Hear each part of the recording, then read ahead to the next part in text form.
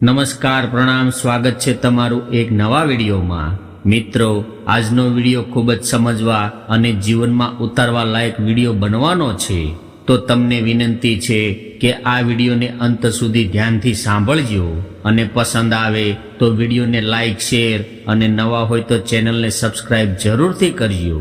મિત્રો, પથારીમાં બેસીને ભોજન કરવાવાળા લોકો આ વિડીયો ધ્યાનથી સાંભળજો, કારણ કે આ વિડીયોની અંદર તમને એ જાણવા મળવાનું છે કે પથારી પર બેસીને ભોજન કરવાનું પરિણામ કેવું હોય છે, અને એ આજે આપણે આ કથાના માધ્યમથી જાણવાના છીએ। તો મિત્રો, એકવાર યમરાજા અને ચિત્રગુપ્ત યમલોકમાં બેસીને વાતો કરી રહ્યા હતા। ત્યારે ચિત્રગુપ્ત યમરાજને પૂછવા લાગ્યા કે હે યમરાજ, કેવા મનુષ્યને સંતાન સુખ નથી મળતું અને અમુક મનુષ્યનું મૃત્યુ શિશુ અવસ્થામાં શા માટે થાય છે? આની પાછળ શું રહસ્ય છે?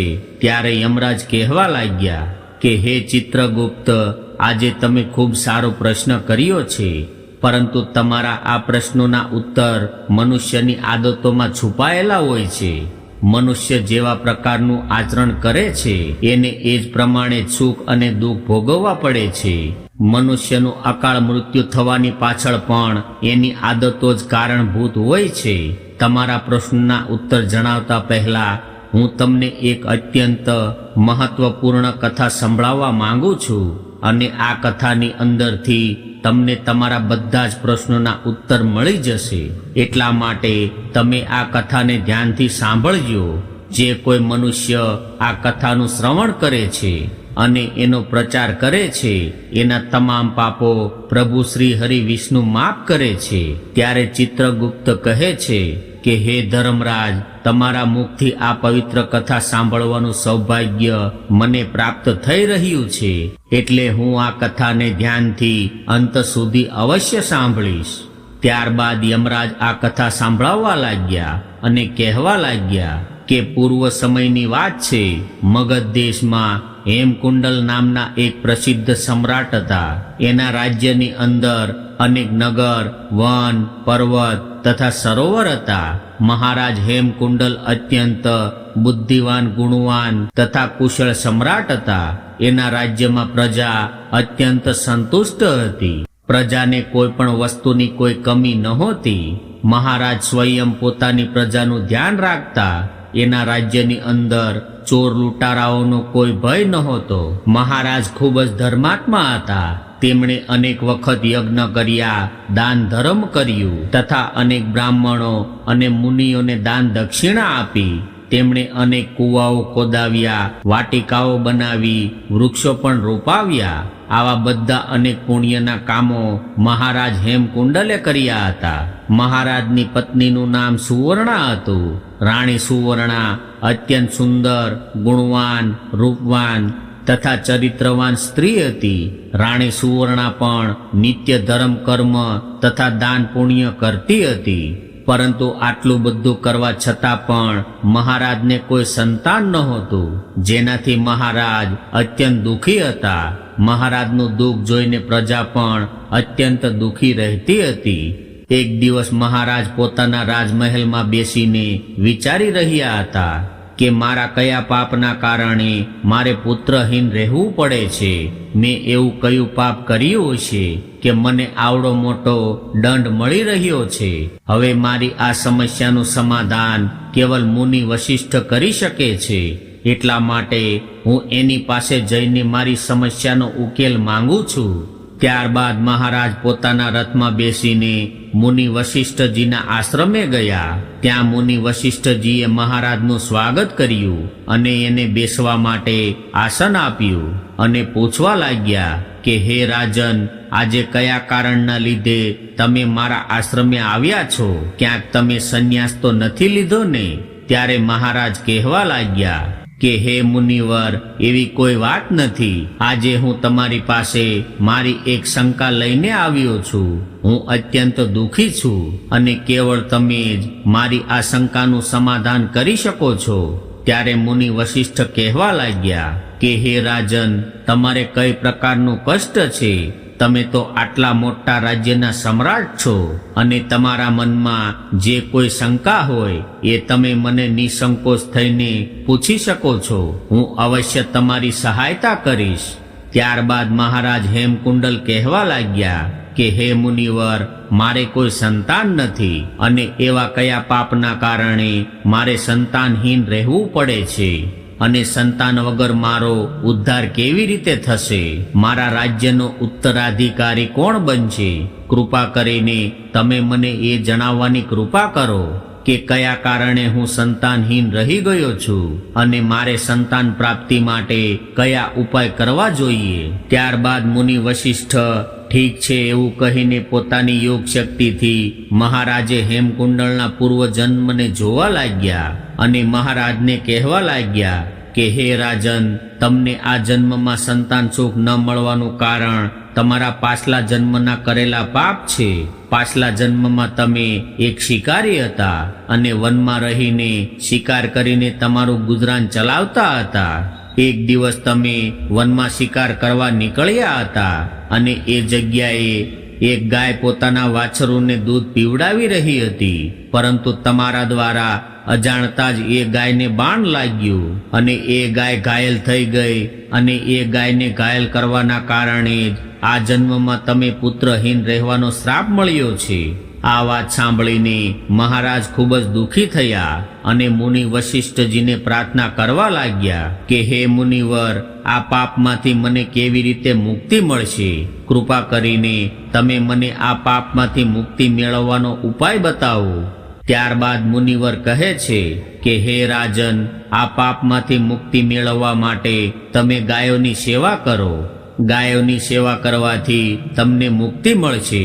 ત્યારબાદ મહારાજે પોતાના રાજ્યમાં અનેક ગૌશાળાઓ બનાવી, અનેક બ્રાહ્મણોને ગાયોનું દાન કર્યું અને પોતાના મહેલમાં નિત્ય ગાયની સેવા કરવા લાગ્યા. મહારાજ અને મહારાણી પોતાના મહેલમાં નિત્ય ગાયની પૂજા સેવા અને પ્રદક્ષિણા કરવા લાગ્યા, તેમજ નિત્ય ગાયને ભોજન કરાવવા લાગ્યા.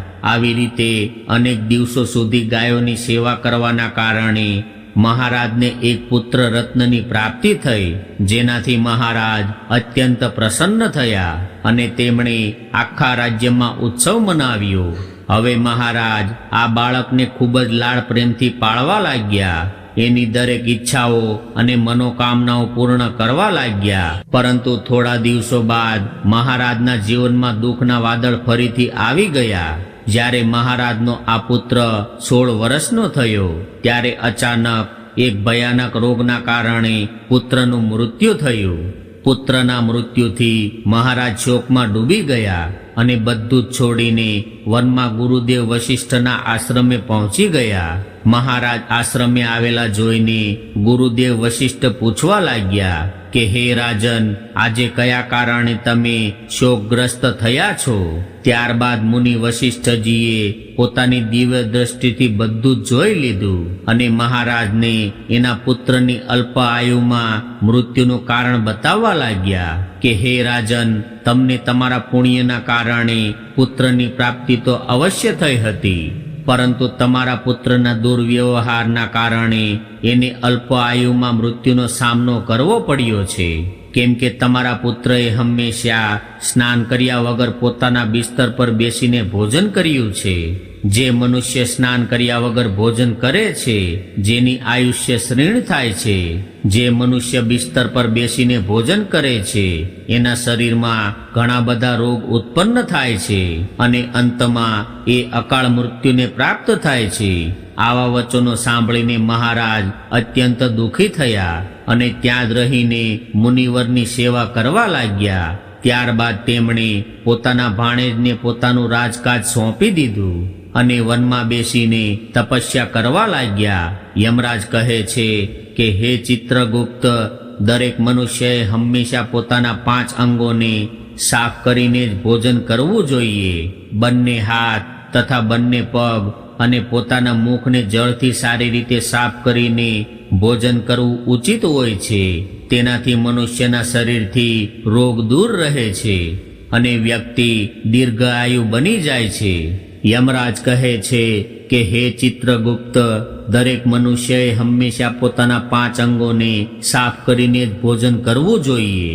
બંને હાથ તથા બંને પગ અને પોતાના મુખને જળથી સારી રીતે સાફ કરીને ભોજન કરવું ઉચિત હોય છે. તેનાથી મનુષ્યના શરીરથી રોગ દૂર રહે છે અને વ્યક્તિ દીર્ઘાયુ બની જાય છે.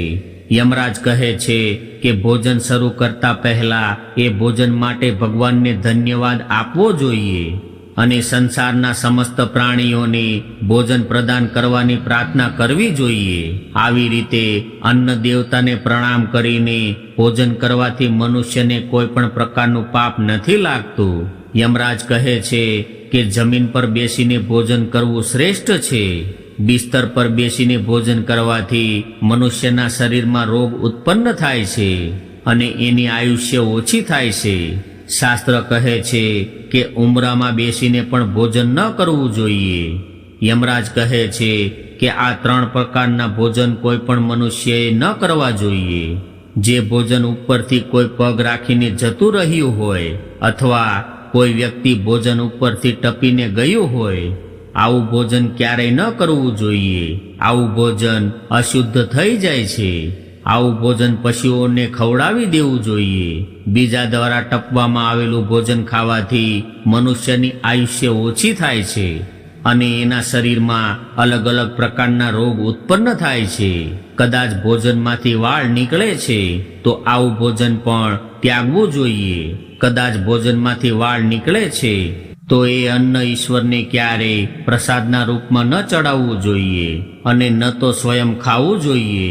આવું ભોજન પ્રેતને પ્રાપ્ત થાય છે. યમરાજ કહે છે કે બીજા માટે પીરસેલું ભોજન પણ ન ખાવું જોઈએ. જે મનુષ્ય બીજાનું ભોજન છીનવીને ખાય છે અથવા તો કોઈને આપ્યા વગર જ સ્વયં એ ભોજનનો ઉપભોગ કરે છે, આવું કરવાથી દેવી અન્નપૂર્ણા રૂષ્ટ થાય છે. ભોજન હંમેશા બીજાને ખવડાવીને જ ખાવું જોઈએ.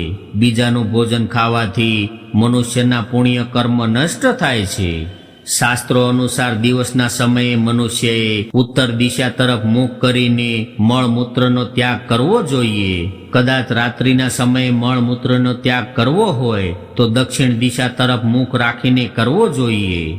મળમૂત્રનો ત્યાગ કરતા સમયે હંમેશા પોતાના મસ્તકને ઢાંકીને રાખવું જોઈએ. કોઈ પણ વૃક્ષ નીચે અથવા કૂવા પાસે તેમજ નદી કિનારે, ગૌશાળા પાસે, દેવ મંદિર અથવા અગ્નિ પાસે તેમજ શમશાન ભૂમિ પાસે ક્યારેય મળમૂત્રનો ત્યાગ ન કરવો જોઈએ. શાસ્ત્રોમાં એવું કહેવામાં આવ્યું છે કે ઊભા રહીને પણ મળમૂત્રનો ત્યાગ ન કરવો જોઈએ. આવું કરવાથી શરીરમાં રોગ અને વિકારનું નિર્માણ થાય છે. તેમજ પૂરી રીતે નિવસ્ત્ર થઈને પણ મળમૂત્રનો ત્યાગ ન કરવો જોઈએ. ચાલતા ચાલતા ક્યારેય પેશાબ ન કરવો જોઈએ. આવું કરવાથી જીવનમાં દુર્ભાગ્ય આવે છે. જૂતા પહેરીને અથવા છત્રી લગાવીને પણ મળમૂત્રનો ત્યાગ કરવો એ અશુભ માનવામાં આવે છે. ક્યારેય પણ કોઈ સ્ત્રી ગુરુ દેવતા, મંદિર તેમજ પાણી તરફ મુખ કરીને અથવા આકાશમાં ગ્રહોને જોતા જોતા મળમૂત્રનો ત્યાગ કરવો અનુચિત માનવામાં આવે છે. રાત્રિમાં ચંદ્રમા અને અગ્નિ તરફ જોઈને પણ મળમૂત્રનો ત્યાગ ન કરવો જોઈએ. આવું કરવાથી જીવનમાં દુઃખ અને સંકટ આવે છે. મળમૂત્રનો ત્યાગ કર્યા બાદ એ ભાગને સ્વચ્છ કરવો જોઈએ તથા પોતાના હાથોને પણ જળથી શુદ્ધ કરવા જોઈએ. મળમૂત્રનો ત્યાગ કર્યા બાદ કોઈ પણ દિવાલ પર સાફ ન કરવું જોઈએ. આવું કરવાથી પશુના રૂપમાં જન્મ પ્રાપ્ત થાય છે. મળમૂત્રનો ત્યાગ કર્યા બાદ એને સારી રીતે ઢાંકી દેવું જોઈએ અને એના પર માટી નાખવી જોઈએ, જેનાથી કોઈ પશુ એને ખાય નહીં. યમરાજ કહે છે કે મનુષ્યને ક્યારેય નિવસ્ત્ર થઈને સ્નાન ન કરવું જોઈએ. આવું કરવાથી પિતૃદેવ રૂષ્ટ થાય છે. પિતૃદેવ રૂષ્ટ થયા બાદ મનુષ્ય પોતાનું બધું જ ખોઈ બેસે છે. આવી રીતે યમરાજાએ ચિત્રગુપ્તને મનુષ્યના આચાર વિચાર તથા સારી અને ખરાબ આદતો વિશે મહત્વપૂર્ણ જ્ઞાન આપ્યું છે અને આ જ્ઞાન અત્યંત મહત્વપૂર્ણ છે. અમે આશા રાખીએ છીએ કે તમને આ માહિતી પસંદ આવી હશે. અને પસંદ આવી હોય તો વિડીયોને લાઈક શેર અને નવા હોય તો ચેનલને સબસ્ક્રાઇબ જરૂરથી કરજો. હર હર મહાદેવ.